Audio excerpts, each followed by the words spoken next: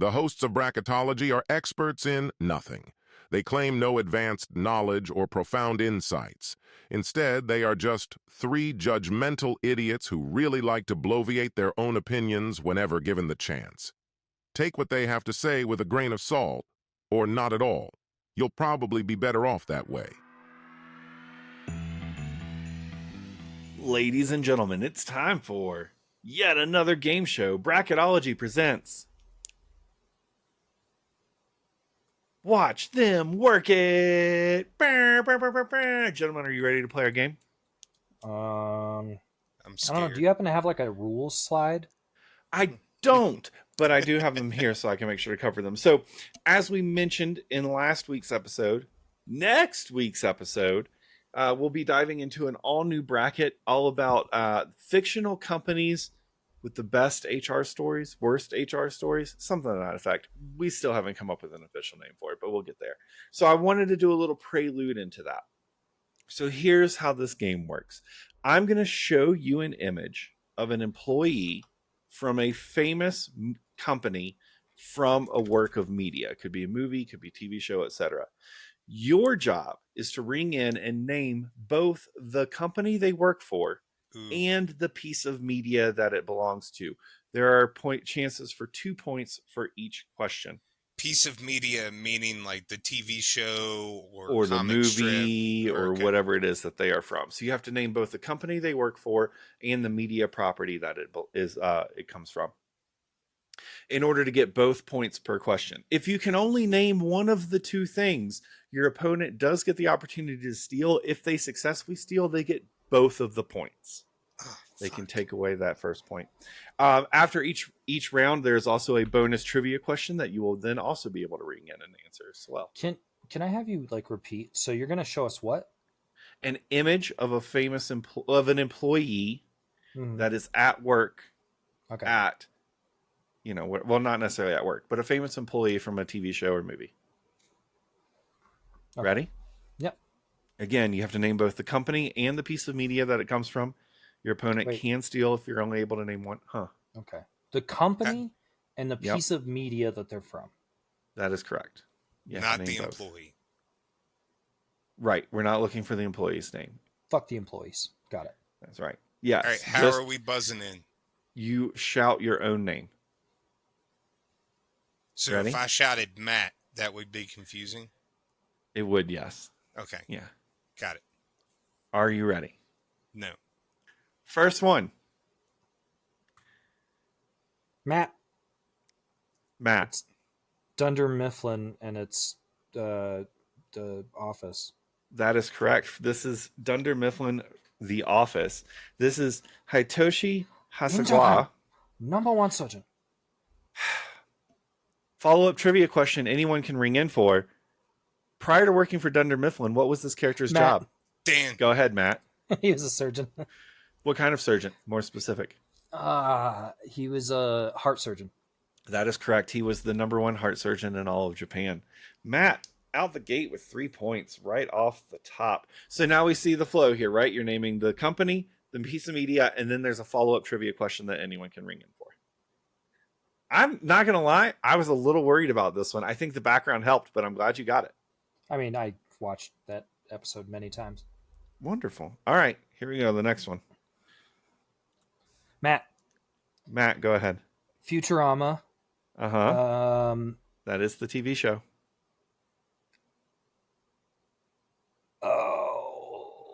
Ooh. I can't think of the company. Dan, chance to steal. Yeah. If you can name the company, you get both points. I'm going to be really bad at this game. I don't watch enough TV. That guy in the back looks like you, Dan. Back in his punk rock days with the mohawk. The cone head is particularly accurate, though. Thanks, guys.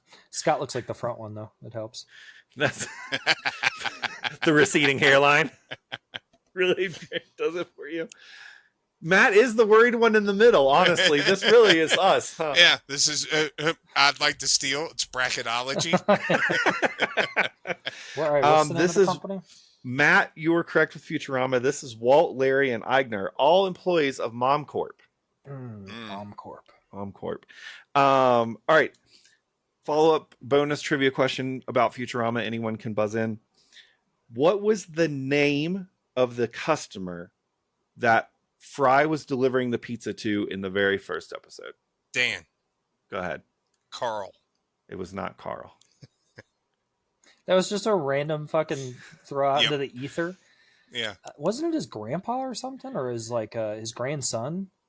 He is his own grandfather. So no. The name on the pizza delivery was I.C. Wiener. I.C. Wiener. He delivered to a cryogenic facility. All right. Next one. I'm excited for this one. Matt. God damn it. Office Space. Uh-huh. Imtech. Close enough. I just realized that it was written on his badge because I saw you looking closely. Yes, it is Initech from Office Space. That is correct. Quick trivia. Never seen this whole movie. Are you serious? Yeah. Man, I can't even tell you how many times I've seen this movie. Okay. All right, so that's 2 points for Matt. Bonus trivia question. This movie was written, directed by the same mind behind what recently revived animated comedy series? Recently revived. Mm-hmm.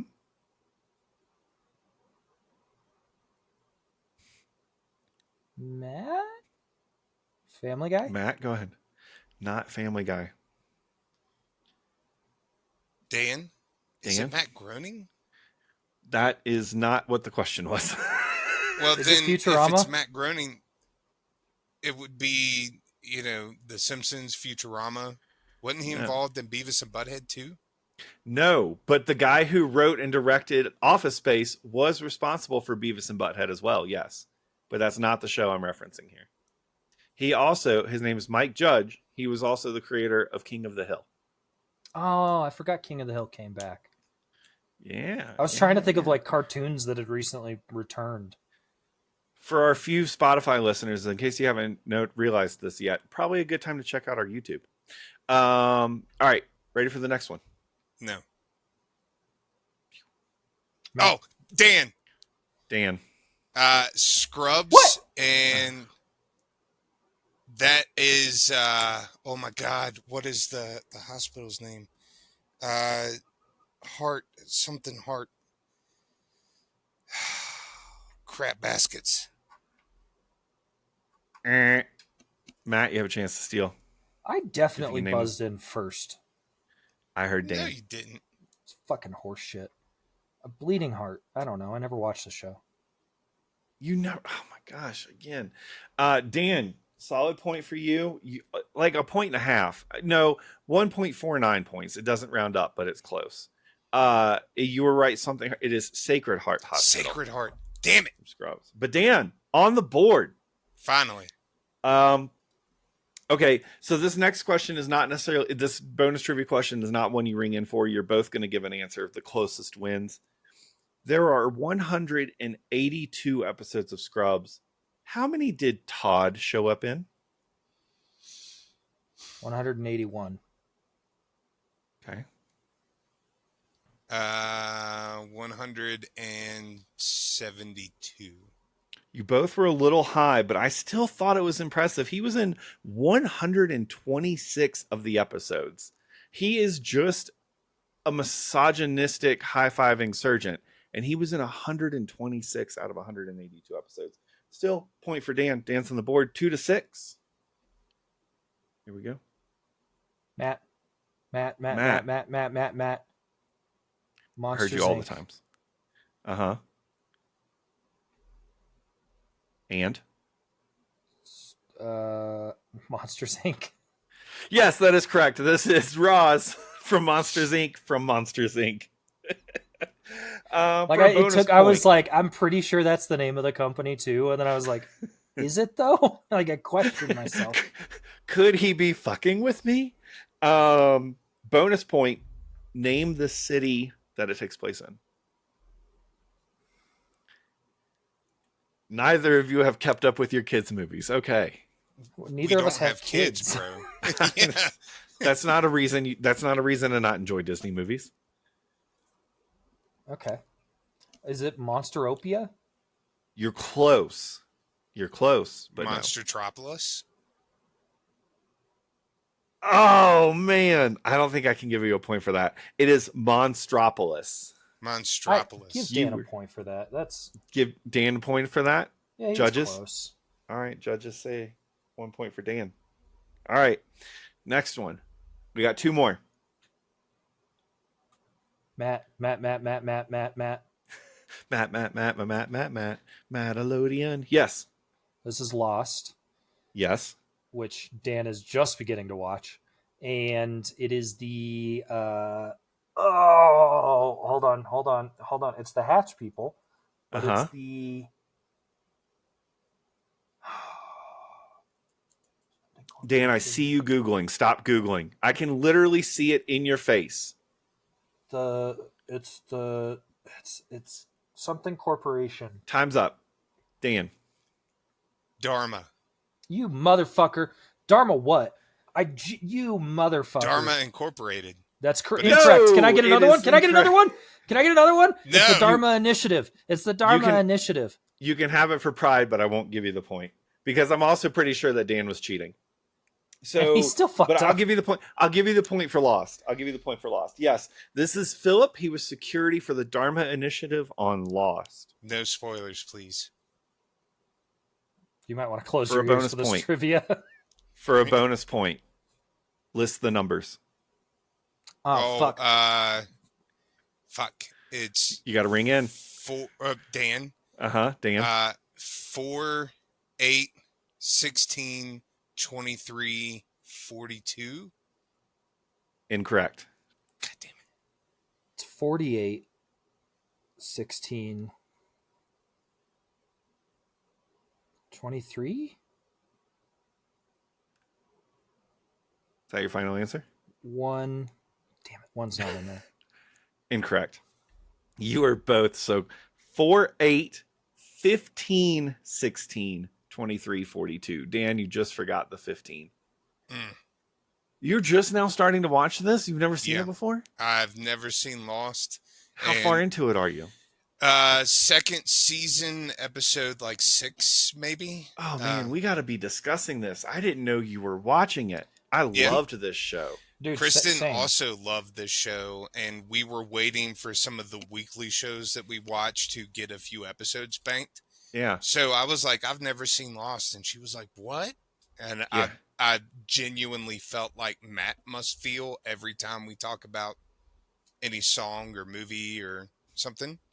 Because I never watched Lost, never got into it. So starting my Lost journey. When I was in college, this show came on Thursday nights, and my roommate and I hosted a radio show on Thursday nights that started right when this ended. And we Was had this the roommate that never masturbated? No, that was never my roommate. Anyway, we had 3 minutes because the radio station would automatically play like a little intro. It would automatically play the news. It would automatically play the weather. We had 3 minutes. The moment the credits hit for this show, we would hop on our skateboards and race across the campus. And then we'd hit to the radio station just in time to be like, where's Scott, Kevin?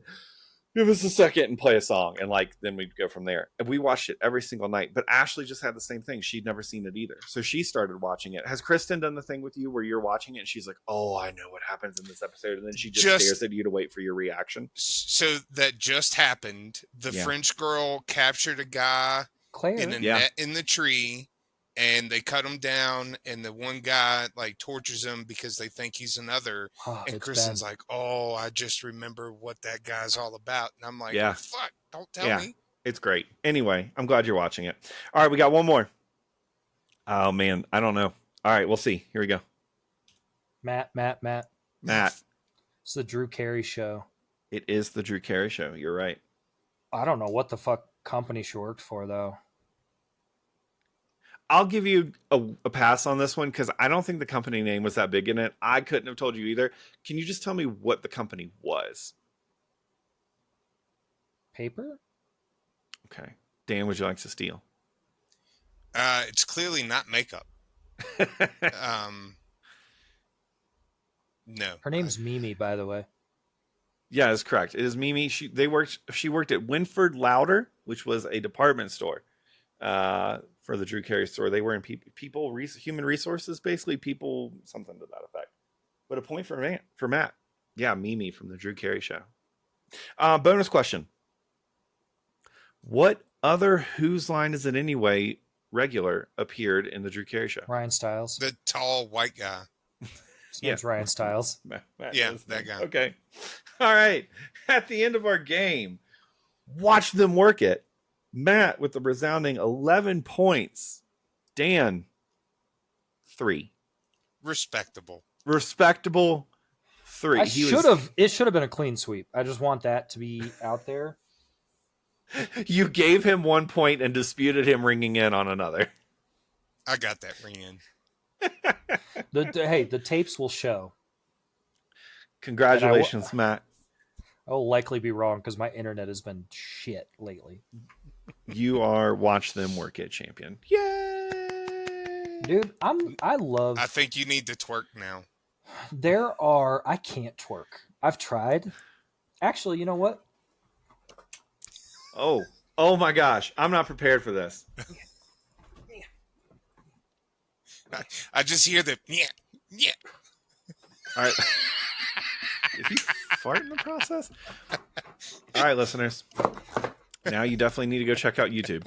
That's the closest I can get to twerking. And I actually think that was better than the first time I tried it. Nailed it, Matt. You just need to go to the club with your apple bottom jeans and boots with the fur. You know, Matt won the game, but I feel like in reality, we all won at life just now. Yep. We all got a 100%. prize. Matt won the game. We got the prize. I got a little badonkadonk. I could shake that. I could be the ass claps for Scott's Aliens.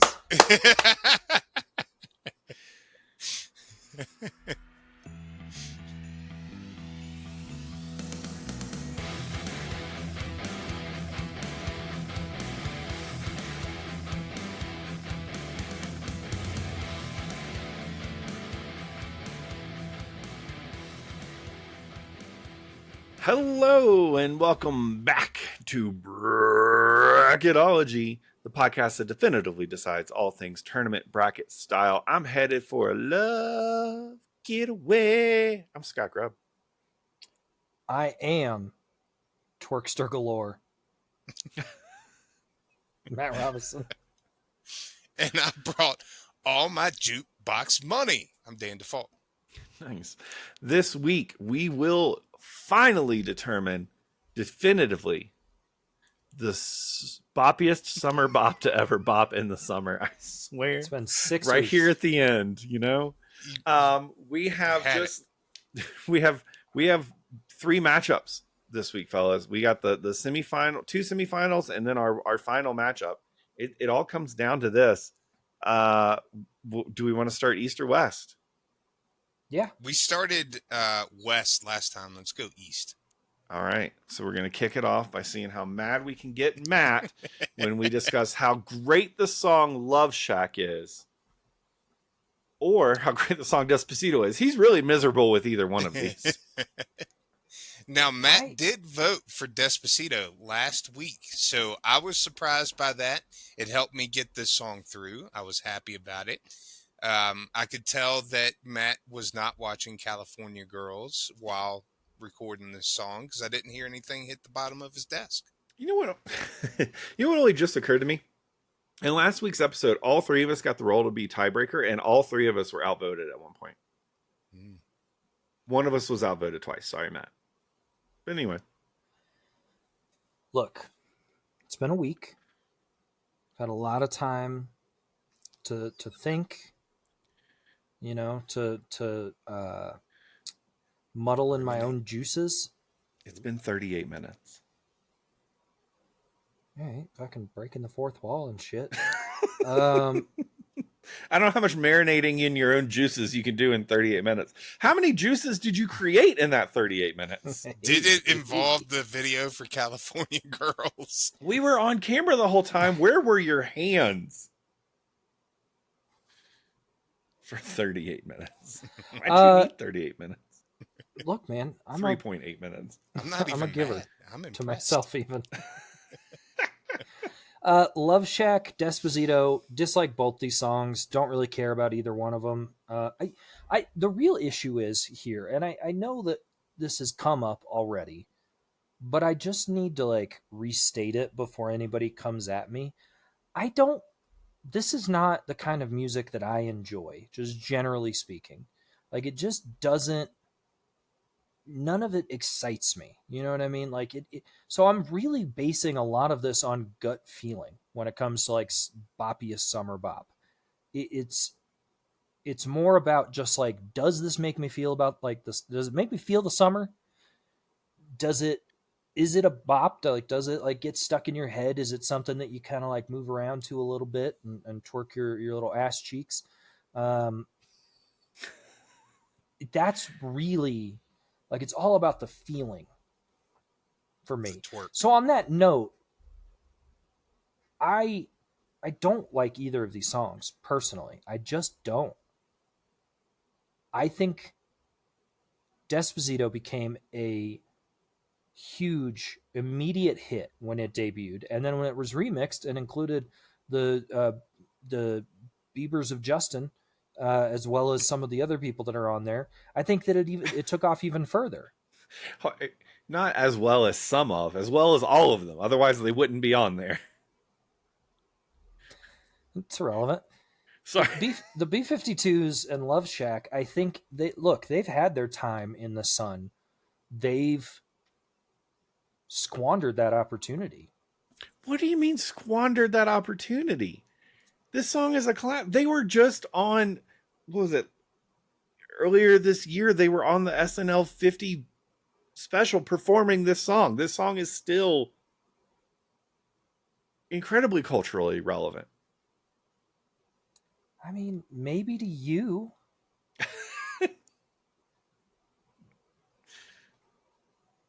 But not to anyone else. I mean, certainly the fuck not to me. Well, yeah, but you could say that about both of them. And most of them. No, Yeah. here's the thing. I dislike Despacito, but that doesn't mean that it's not like a summery bop. Like I can recognize that. I don't see that with Love Shack. Like I don't see summery with Love Shack. I think you're from. I think what's throwing you here though still is your familiarity. You're more familiar with Despacito because it was shoved down your throat more than Love Shack was. Yeah. So that your perception of where of cultural impact is still really being modified by your direct personal experience here. Hey Scott. Yeah, hold on, we're leaning in real close. Hold on. Yeah. What's up? I'm here. That's all I have to go off of.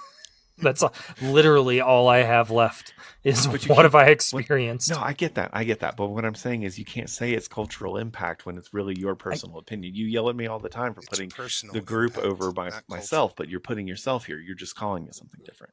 Yeah, but I've been pretty clear about how much it's just about me when I answer these questions and vote. All right. Okay. Well, that's consistent at least. Okay. Well, if you're looking inward like that, are you ready for a vote? Sure. All right, let's go back to the episode. Okay. Sorry about that, folks. Thanks.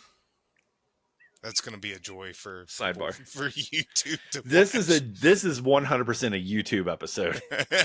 If you're listening on Spotify, you're doing it wrong. All right. So Matt, what's your vote? Despacito. Okay. All right, Dan, you pushed for both of these to get through last week. I did. Which one's on top of your upside down reverse 69? And now Is there a top to that? Well, you got to include the robot. The robot's both 69. are tops. Gotcha. The robot's the bottom. And both are bottoms. This is difficult because I truly do like both of these songs. Love Shack has been around almost as long as I have. And 700 years? Yeah. It has been around a long time. This song was first recorded on a wax cylinder. But Despacito, man, it has such a strong summer pull for me. I almost have to go with Despacito because it is the boppier summer bop. Whew. I'm going to tell myself I don't care. I'm tell myself I'm not mad. I tell myself I need new friends. For real, Dan? For real? Yeah. You're betraying me like this? I thought for sure you were going to be a lock on Love Shack. Look, man, all I have to go on is my personal experience, like Matt. And if you look up the album sales, I have to imagine that Despacito blows Love Shack out of the water. It might blow it in the water too. Yeah, maybe. Reverse 69 Cowgirl or whatever it was. See, again, terrible waiter. Terrible waiter. All right, fine. Despacito. For the record, my vote is still Love Shack. And again, I recognize that it's my personal experience here as well, because I don't give a shit about Despacito. I don't have any kind of attachment to it whatsoever. Couldn't even tell you if I've ever listened to the song all the way through. So clearly you didn't do your homework for this. Oh, yeah. So I guess I did listen to it all the way through one time. Tells you how memorable it was for me. All right. Next. Smooth by Santana featuring Rob Thomas from 1999 versus Call Me Maybe by Carly Rae Jepsen from Sure. So I know neither of you are linguists, but if there are any linguists in the audience, I would love to, not cunnilingus, linguists. I would love to hear why smooth has that kind of TH sound at the end and not smooth. Because I kind of want to call it smooth from now on. Like a smoothie. Smoothie? Smooth by Carlos Santana. And Rob Thomas. And Jeffrey Bridgestone. It's Rob Thomas. Smith. Rob Thomas. Thomas? Yeah. Thomas. Thomas. Oh, Thomas. Thomas. Hey. In the maybe. Reverse 69 little Thomas action.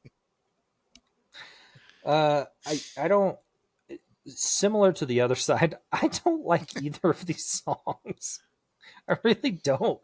I mean, Call Me Maybe definitely has that, like, that summer bop feel. Again, excitement, energy, uplifting, like a little bit more positivity. Smooth has really good guitar and is just a better song overall. But is it boppier? Is it summerier? I think those are two different questions. Well, that's why I asked them separately. Yeah, no, that's fair. I think to answer them, I think Call Me Maybe definitely has the more bop to it. It's the one that you're going to find yourself bobbing along to, a little bounce in your step, perhaps. Smooth, though, I think is a little more on the summery side. I think it's got that heat and that passion that I associate with summer. It's got the sweat. It's bringing it wet like a turbo vet, Why didn't we have any Ricky Martin on here? We didn't. I mean, any Ricky Martin. We didn't have the one Ricky Martin song on here. It's very, like, when you think about summer in that way that you just described it, sweat and, like, passion, like Ricky Martin had that for sure. Yeah, sure. He was living La Vida Loca. Yeah, I get it. I moved my neck much farther than I thought I could. Anyway. It's a great Ricky Martin impression you did. But I mean, again, each one of these, if we're narrowing it down to those two categories, since you hate the Venn diagram for some reason, you said that last episode and then we just kept going. If we're breaking it down to those two categories, to me, Smooth as Summer, Call Me Maybe is bop. Is just which one is stronger in the opposing category to put it over the edge, I have to go back to the Venn diagram. I'm horny for the Venn diagram. I know. Look, Smooth is going to be in my car when I'm driving on a nice summer day with the windows down, feeling that air.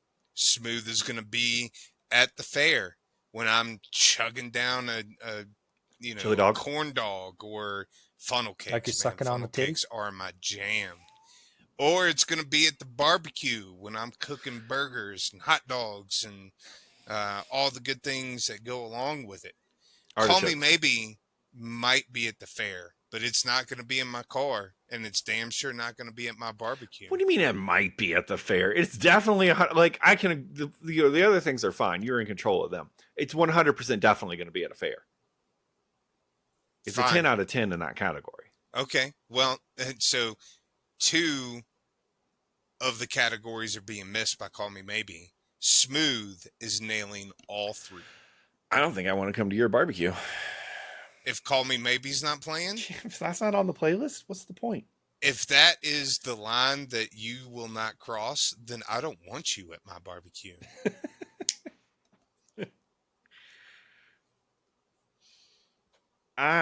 Okay. So we all have some strong opinions on these. It sounds like varying opinions. Is anyone strong enough in their conviction for a vote? 100%, yes. I don't know. All right. I think that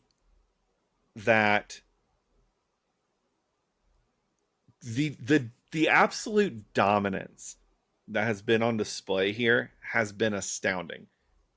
With Carly Rae Jepsen knocking out the Beatles in round 1, Prince in round 2, Don Henley / the Eagles / the Ataris triple threat match in round 3. Now Santana, does Santana really stack up against any of those names? No, probably not. But here's the thing. Is it that Carly Rae Jepsen is a juggernaut, or was it just luck of the draw? Because when you say the Beatles, that means one thing. But when you say Here Comes the Sun, it doesn't mean summer pop. When Doves Cry, lame. Boys of Summer, I mean, great, but still not exactly the vibe that we're looking for. Carly Rae Jepsen had a lucky roll, and that's how she got as far as she did. I think Santana coming in as smooth as he does, I think he's the kryptonite. I think this song encapsulates the vibe of a summer bop, specifically a summer bop. And as Dan alluded to, it fits in more parts of the diagram. I think Smooth bests Carly Rae Jepsen finally. I think she's going to get taken down here. My vote's for Call Me Maybe. What? Excuse me, my vote's for Smooth. Sorry. Oh, I was super confused. That was wildly confusing. Yeah. That was, yeah. Even I'm confused about it. I don't even know how I did that. It wasn't Smooth. on purpose then. No, by Santana and Rob Thomas gets my vote. Well, it sounds like we have a final then, gentle people. Matt, what was who your are you vote? going to vote for? I mean, I think Call Me Maybe is more boppy. I think it's more summery. I do think Smooth is a better song, generally speaking. So I probably would have gone Call Me Maybe from the title that we gave this bracket. But if it was just like what I enjoyed more, which wasn't by much, but still more, it would have been Smooth. With that being said, though, it is very interesting the way that our bracket has worked out here. I was just thinking that. And the matchup that we got in the finale. Why? On Expand both on sides, that, both of you. We brought the Latin heat, the Latino heat on both of these. We've got Smooth by Santana and Despacito by some people featuring Justin Bieber. I don't even remember. That's how little this song means to me.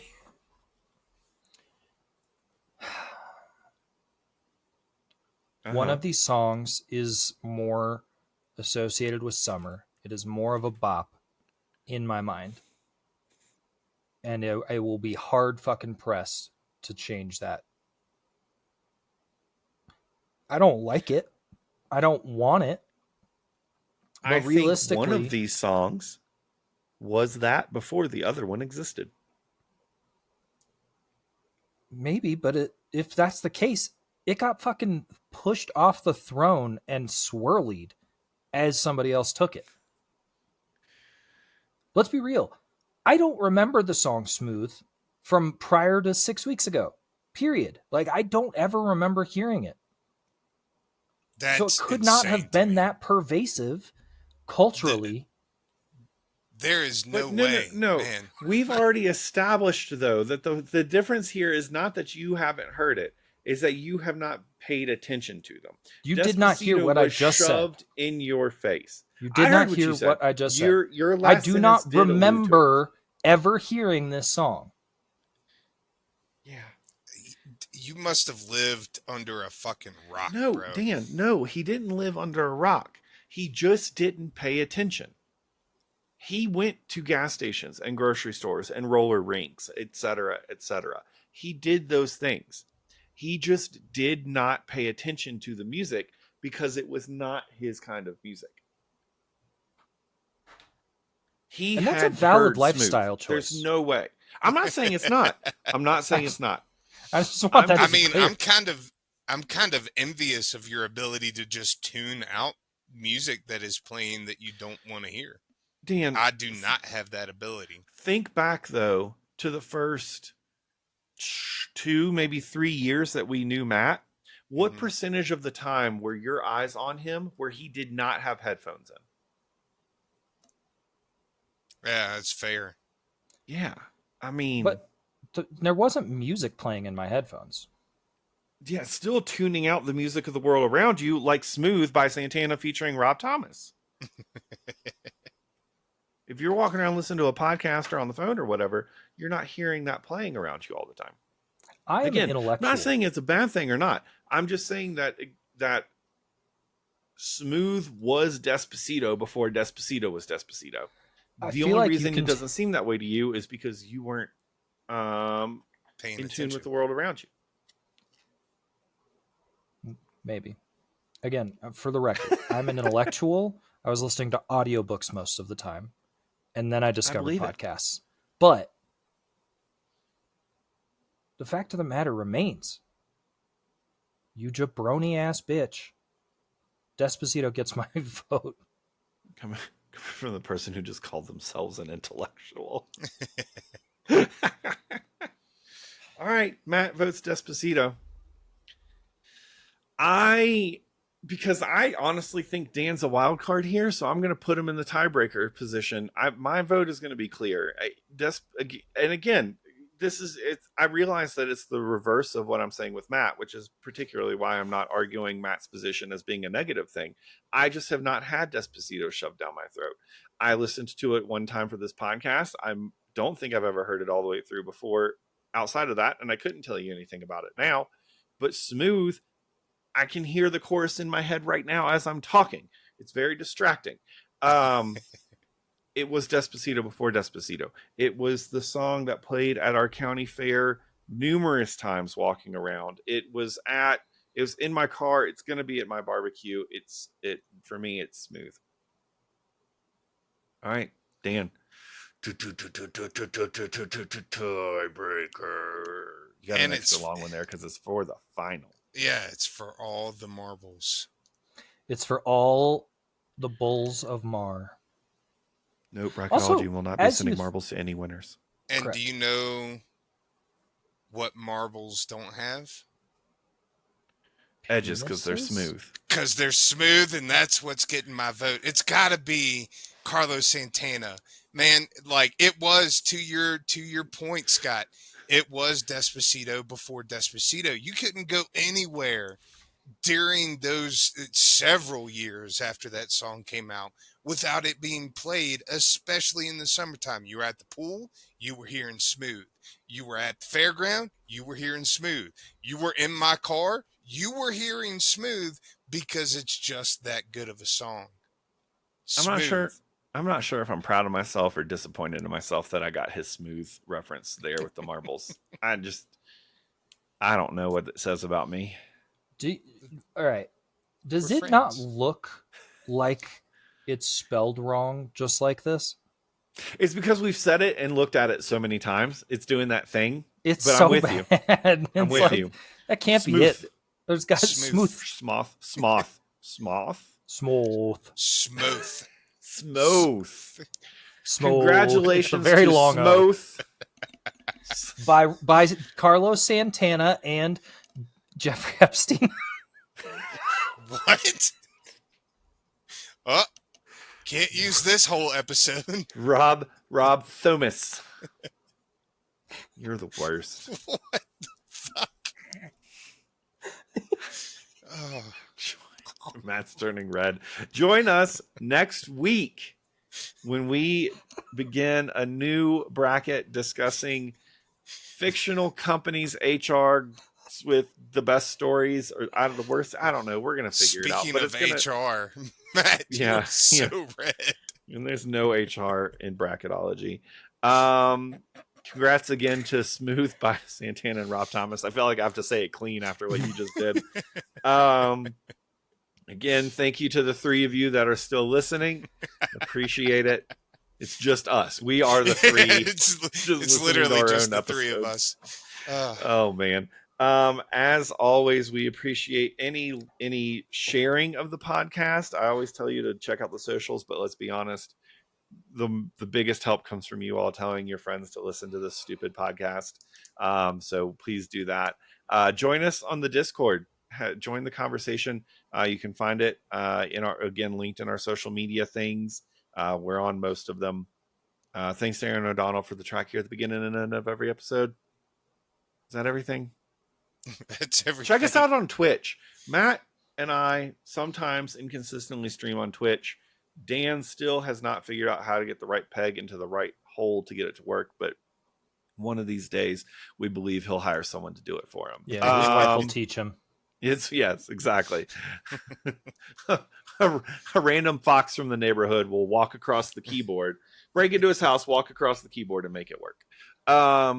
So yeah, check us out on Twitch. It's always fun to have people to talk to when we're playing video games. All right, that everything? I think that's everything. I don't remember what my opening was because I did not write it down. My name's Scott. I'm so tired of this fucking music, Matt. And I still got all my jukebox money. That stings even worse that I voted against that song. You're an asshole. I'm Dan. Bye-bye.